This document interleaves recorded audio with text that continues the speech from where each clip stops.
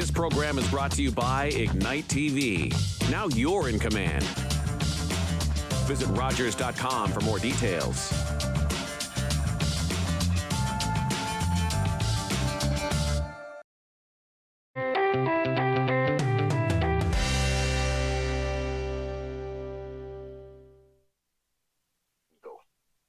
Hello, and welcome to Her Story, the show to encourage more women to explore the possibility of using their skills and talents by participating in leadership roles within our community. I'm Tiffany James. I have the pleasure of hosting this program. Her Story is here to encourage women in our community to actively engage and use their voice to bring attention to issues they are passionate about, with the hope that we'll all get more involved. Please welcome my guest, Andrea Clarke, a lawyer in the Saugeen Shores and Kincardine area, and currently Deputy Mayor of Kincardine.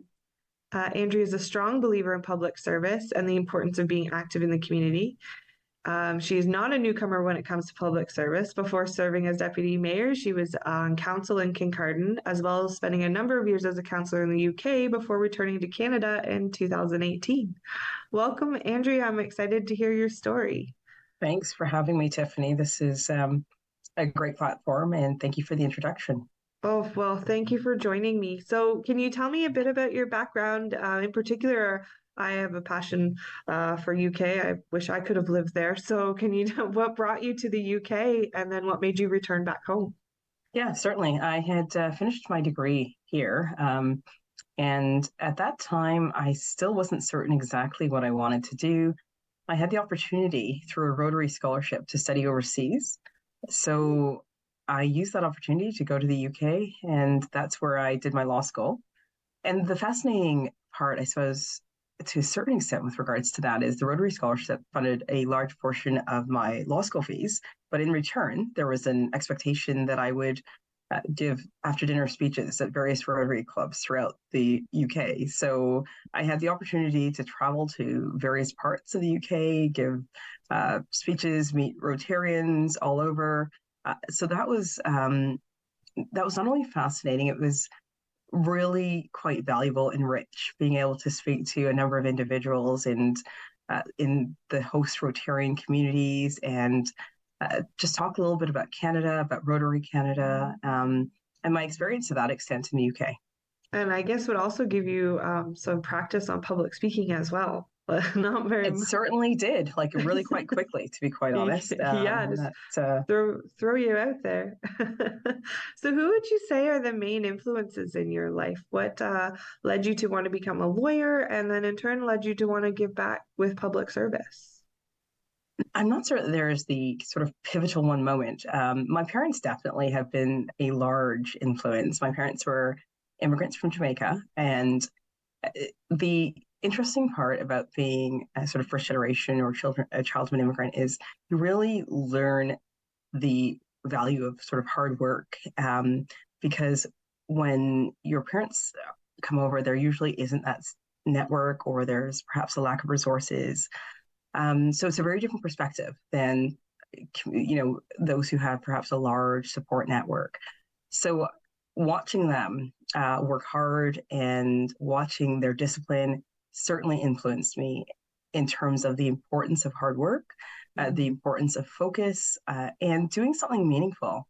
I think I've watched my parents give back in various respects to the community I grew up in, which was Oakville, and knowing that that's also a large part of this journey is that in order to form a community, there has to be that aspect of giving back.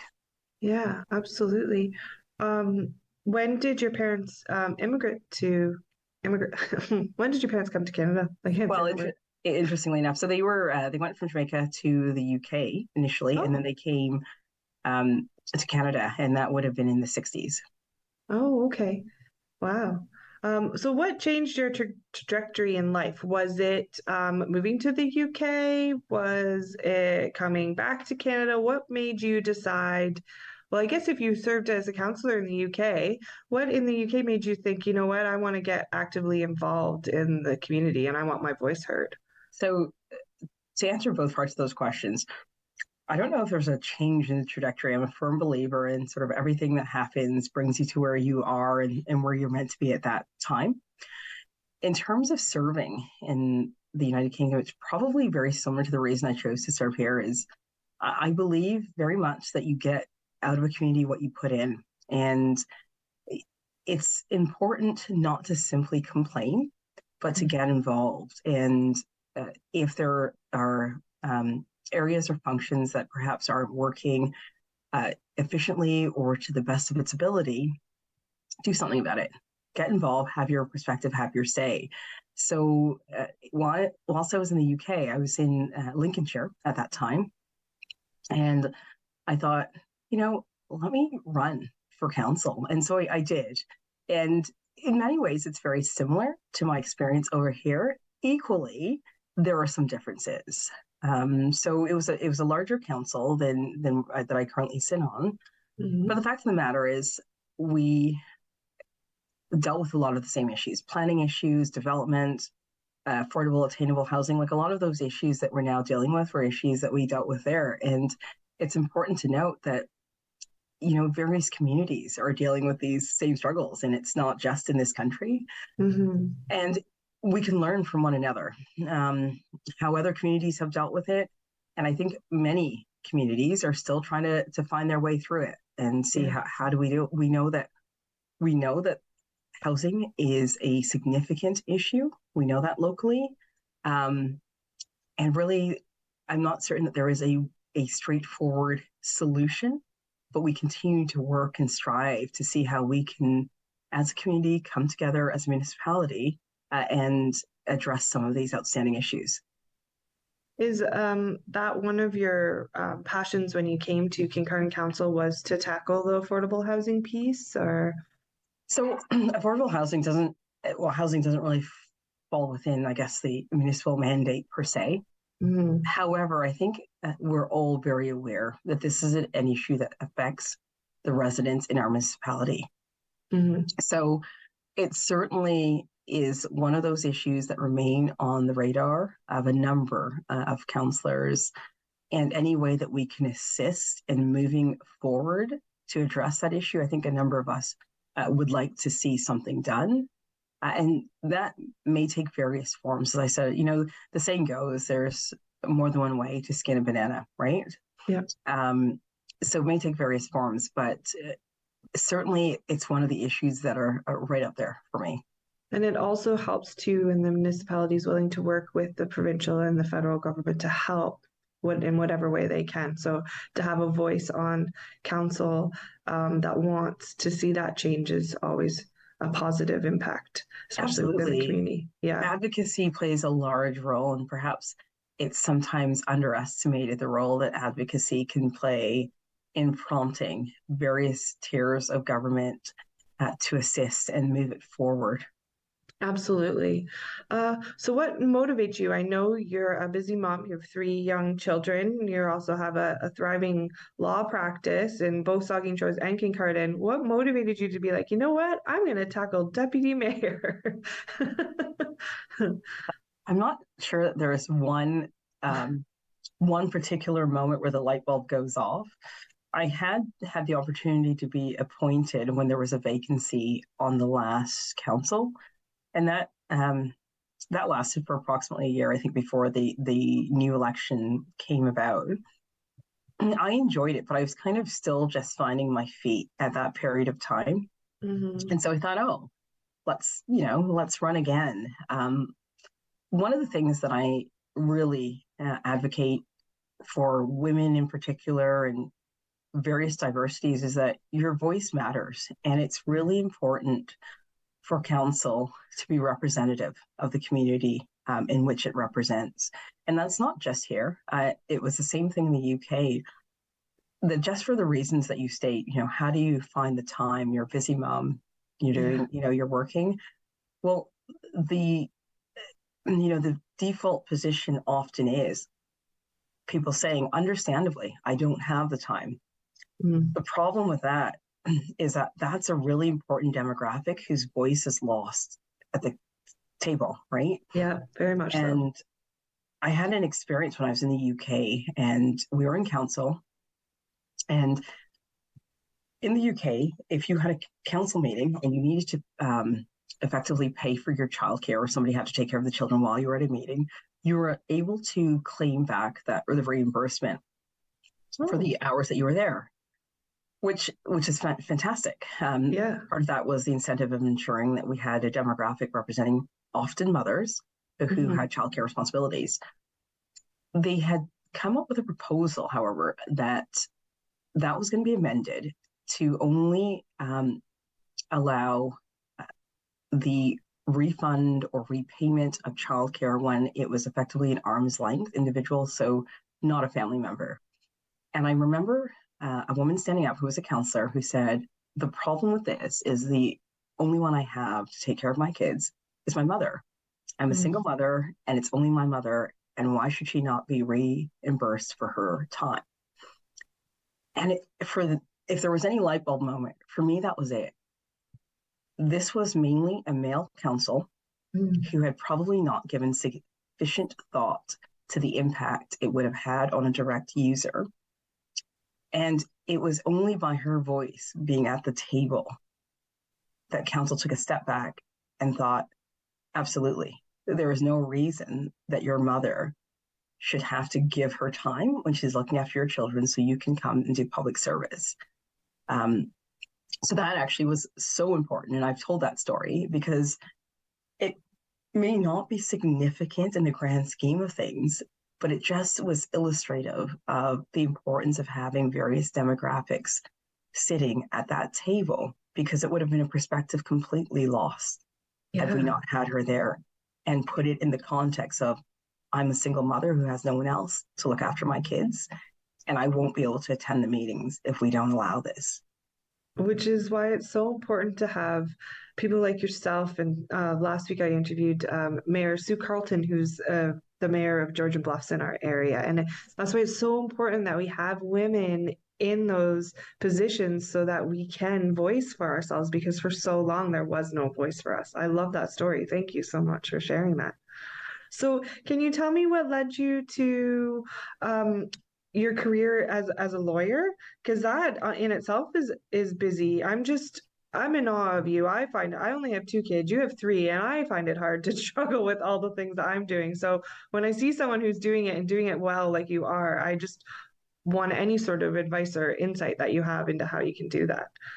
So I say this, I have to certainly say it is a juggle at times. I'm fortunate that I have a husband who does a lot of the heavy lifting with the kids often. And with regards to, how do you find that balance of time?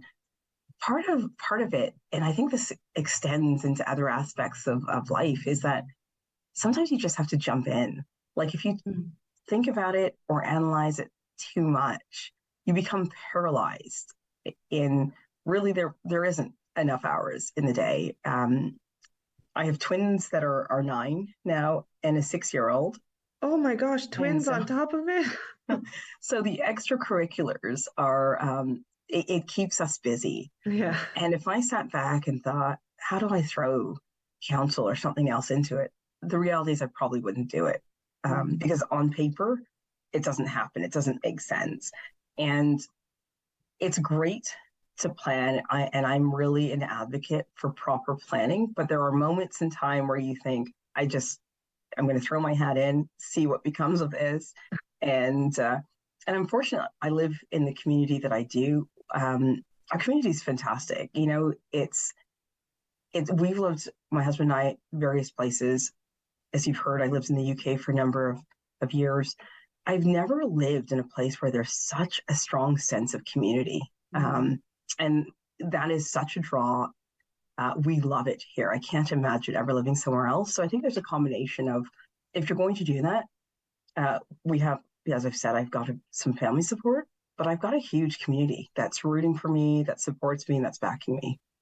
That's what's so lovely about, I think, Grey and Bruce County, is that the community involvement and the passion for where we all live, it's really apparent, and we all do rally around each other, which is just so lovely. So yeah, I agree with you there.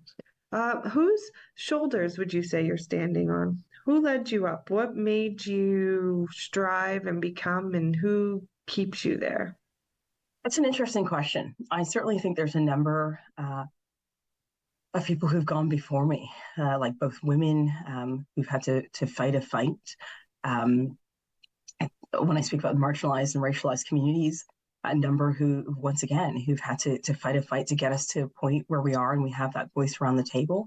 But what keeps me there, most of all, I think, is knowing that each one of us have a role to play. You know, um, if we're marching in a direction where we hope to make our community and society at large a better place, then we have our part to play.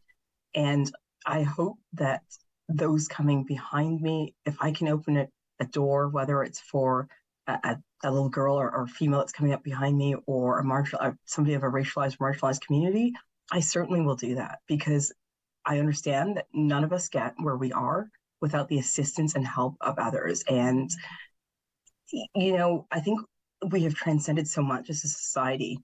And we've gotten to that phase where I feel like women are really kind of trying to uplift other women now. And that's fantastic to see, because they definitely have a different way of thinking, women in general, than men. And it is phenomenal to see the progress that women have made. And for me, if I can, as I've said, open the door or inspire somebody else, then that's what motivates me to keep going. I love that. Um, how would you encourage someone that's looking to get involved, say on council or even on a community, in a community group, or on some in some committees that are involved in Kincardine, but they are, or even just in our area in general, but they're concerned and they're like, well, what do I have to offer? No one's going to listen to me. How? What would you say to encourage them to try? First of all, everyone's voice matters. Everyone's voice is important. And we are at a stage where we're starting to recognize the importance of different demographics, particularly in this municipality where we are really growing. We're growing. It's a diverse municipality. And I want to hear what everyone has to say. Whether you have been here for 60 years or generations and generations, or whether you're that newcomer who arrived 2 months ago, your voice is so important. And actually, if you look at sort of successful communities, one of those factors is being able to engage a cross section of the demographics of that community for future planning. So it's important that you bring your voice to the table. And as I gave that previous example, you may not think it's anything, but for someone else, that could be that light bulb moment. So I would say this: understand the importance and the value that you have in yourself. There are so many groups that rely heavily on volunteers, whether that's committee groups that assist, perhaps an advisory group that assists the council, whether that's just community organizations. The one thing I have noted about this municipality is that we are heavy reliers on volunteers. Many of our organizations would never run without that. So that's the second part, is that not only do you have value, but your time and your resources are value in of itself. So know that you play an important part in keeping the various organizations running. So if you have the ability, absolutely bring your voice to the table, give your time, help these groups to continue coming through and going through. We look at so many volunteer organizations that play such a great role and function within our municipality. And just think that without the number of volunteers, it just wouldn't happen. Yeah. It's pretty phenomenal to see that we live in such a community where people are so willing and generous with their time and their resources. So a newcomer to the area who wouldn't know where to even start if they wanted to get involved, where would you tell them to head to? Would you give them advice on where to start? Would you... how would you encourage that? I think there's a few ways. I know that there's the Immigration Partnership, which is perhaps a direct resource. They certainly can make inquiries through the municipality. And then there's just various service organizations that, are always sort of looking for volunteers, whether it's event specific or whether it's more globally. So absolutely. And for those newcomers that are just kind of finding their feet in the community, what a great way to network and meet people that are more established and here. And that's one of the things, going back to, how did you get involved and why did you get involved? When I talk about, you get as much out of a community as you put in, there's no point in my view sort of sitting on your own at home behind closed doors. You meet a number of people when you're out and you're involved in all of these activities and organizations, and you make a great number of friends. I've been fortunate enough to meet so many people. We make a number of friends. In fact, my husband and I have often been asked, do you have any sort of relatives in Kincardine? How did you end up here? And my answer is, we have no blood relatives, but we have a lot of family. We have made, like, the community is our home. There's no doubt about it. How long have you and your husband been in Kincardine? So since 2018. So what are we? Yeah. So when you came from the UK, you went right to Kincardine. Yeah. Interestingly enough, I had come from the UK, and at the time I was coming to Kincardine for employment opportunities. When I had arrived, by that time the practice actually had shuttered. The proprietor of the practice had some serious health issues, so wasn't able to keep it open. So I ended up hanging up my own shingle, really. And staying put. We were here anyways. We're like, may as well make a go of this. So we did. Oh, nice. Are your parents still in Oakville? They're still in Oakville. They come up, interestingly enough, they come up quite regularly. My dad spent about 20 years at the nuclear plant. So prior, we were always based in Oakville, but he would do the commute sort of Monday to Friday in Kincardine and then head back. So he's not unfamiliar, but when he comes up for a visit, he's like, yeah, this isn't what it looked like. This isn't what Kincardine looked like, 30 years ago. And I'm sure it's not. Yeah, no, yeah. Even I was just in Kincardine recently, and I couldn't believe how much it had grown. And I think it's just been a year or so since I've been there. It could have been longer, but it's nice to see the community grow like that. What pivotal moment in your life inspired you to want to become more, to have your voice heard, to just be that inspiration for others? So I think my way of thinking is very much like we're here, like we have a certain, our lifespans, in my views, relatively short in the grand scheme of things. And what you do with it is your legacy. And for me, I think that's, funnily enough, been the driving force for a number of years. It's, at the end of life, will I look back and think, I could have done more, I could have done. And I hope that that's not the case. I'm like, I hope that as long as I kind of have the energy and the ability, that I do everything that I possibly can with the time that's given to me. So I think that has always been my driving force. It's not necessarily kind of a pivotal moment, but it's just like, I want to do good while I'm here. And if I can, and if I can help people in whatever way I can for what I think is a relatively short period of time in the grand scheme of things, then let me do that. Let that be my legacy, that at the end, I don't have any regrets.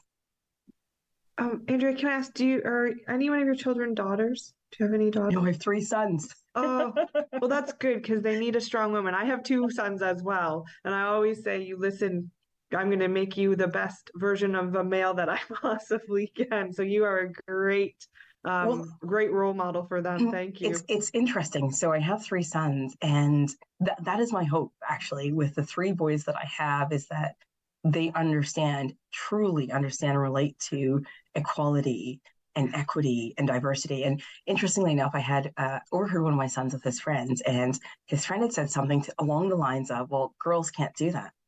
My son, I was like, girls can do everything boys can do, and sometimes they do it better. And it was like, yes. I love that. That's amazing. Yes. I say that's one of my favorite things to say to my boys as well. So it's nice to hear that it gets repeated. That's great. Tell me, what have you learned about yourself on this journey?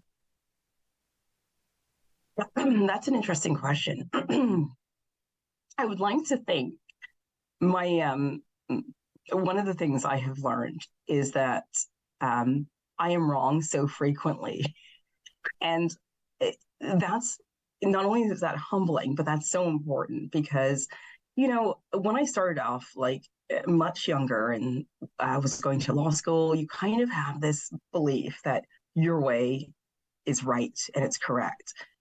The more that I have had the opportunity to engage with others, to talk with others, to see various countries or society from different perspectives, the more that I understand that my viewpoints may be valid, but it's only one viewpoint and it's only one perspective. And that has been a real game changer for me. Even when we deal with municipal issues and we get residents sometimes pretty worked up about various topics, agenda items, and I'll hear from them, and I will listen, and I will try my best to sort of relate to the perspective they're coming from, and I can usually see merit in some of their arguments. I don't ever think anyone's absolutely or always right, but there usually is merit. If you listen to different perspectives, you're like, that's a fair point. I can see that. Is there a way that we can address that where we get to a position where we can at least accept the proposal that's going forward? Can we have some sort of variation where we deal with the concerns because your concerns are real concerns? So for me, one of the biggest things that have allowed me, I think, to see the various perspectives is the ability to have traveled and to have lived in different areas. The United Kingdom, fantastic place, very different in terms of how they operate, how they see things. So residing there, working there, was a life lesson for me. And you get to appreciate people for their differences. That's the phenomenal thing about life. What a boring world we'd live in if we all were the same. So absolutely, for me, that's been great. It's been the ability to appreciate differences, look at different perspectives, and I think it's so key when we are a part of council or having any leadership role, to be quite honest, that we're able to try and see something from someone else's perspective. I love that. That's great. We're almost out of time. What advice would you give someone who's trying to find their voice, or a woman who's trying to find her voice and wants to be heard and doesn't know where to start? I would say this. Know that what you have to say is important and keep at it. Get yourself involved in your local community and local organizations. You will be heard. And being heard takes various forms and different formats. I love that. Ensure that you continue, right? You don't stop, because it's important that we hear you. And once you keep going, we will stop, we will listen, and we will take it on board. Andrea, that's excellent advice. Thank you. So thank you, Andrea, so much for joining me today on Her Story. Connect with us by visiting our website or email us at comments@rogerstv.com.